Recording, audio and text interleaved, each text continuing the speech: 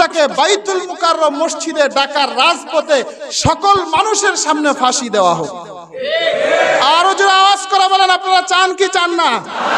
এই জন্য এই লংগুদুর উলামায়ে কেরাম তারা পরামর্শ ভিত্তিক একটা আলোচনা করেছেন।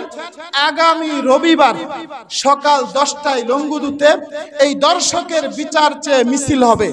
আমি ইনশাল্লাহ যাব আমার মহল্লা থেকে। আমার সাথে কারা কারা যেতে রাজি আছেন দুই হাত উঠে আল্লাহকে দেখান। দর্শকের বিচার চাই আমরা, এটা আমার ঈমানের দায়িত্ব। প্রিয় ভাই, কালকে আপনার মেয়ে দর্শন হবে না এর গ্যারান্টি আছে? কালকে আপনার বোন দর্শন হবে না এর গ্যারান্টি আছে? আমার বোন যেন আগামীকাল দর্শিতা না হয়, আমার মা যেন আগামীকাল দর্শিতা না হয়, আমার মেয়ে যেন আগামীকাল দর্শিতা না হয়। এই জন্য আমাদের আন্দোলন করার দরকার আছে না নাই?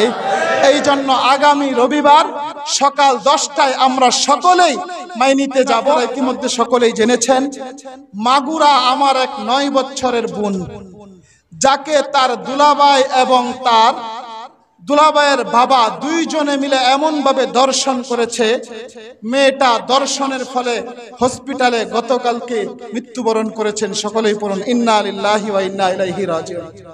বলেন, এই সমস্ত দর্শকদের বিচার আমরা চাই কি চাই না?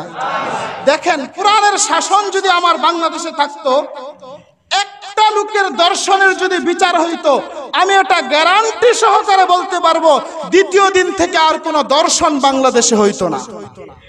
কোরআনের আইনে যদি একটা চোরের হাত কাটা হইতো, দ্বিতীয় দিন আর চোর খুঁজে বাংলাদেশে পাওয়া যাইত না। কারণ হাতের মায়া সবার আছে না নাই? এই জন্য প্রিয় ভাই, পর্দার বিধান আল্লাহ রাব্বুল আলামিন কেন দিছে?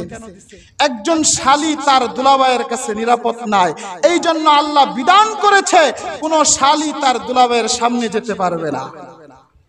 একজন চাচাতো বোন তার চাচাতো ভাইয়ের কাছে নিরাপদ নয়। প্রিয় ভাই, আরো দুঃখের কথা শুনি, কতটুকু সত্য আমি জানি না। গতকালকের ঘটনা, হাটহাজারী এলাকায় চট্টগ্রামের বাবা মেয়েকে দর্শন করেছে। বলেন না নাউজুবিল্লাহ। যেই জায়গায় একজন বাবার কাছে একজন মেয়ে নিরাপদ না, সেই জায়গায় শালী কিভাবে দুলাভাইয়ের কাছে নিরাপদ থাকে? বলেন, আল্লাহ যে পর্দার আইন আমাদেরকে দিছে, পর্দার আইন কি এমনি এমনি দিছে? এই জন্য প্রিয় ভাই, দর্শকের বিচার কারা কারা চান? সবাই চান।